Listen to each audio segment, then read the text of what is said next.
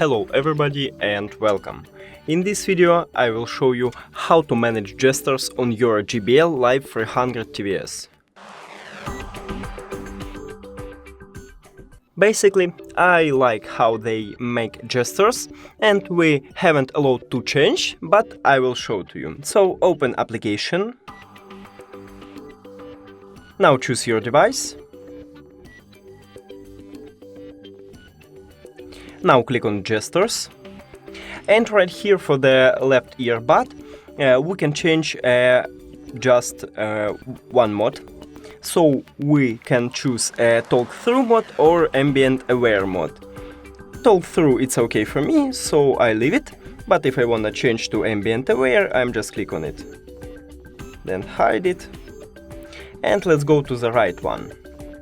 So for a swipe, we can change volume up or down, and that's it.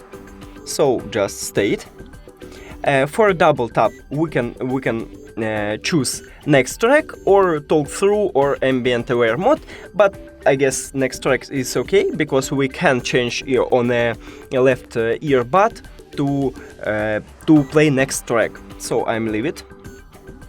For a triple tap, we can choose just previous track. So let's leave it, and that's it.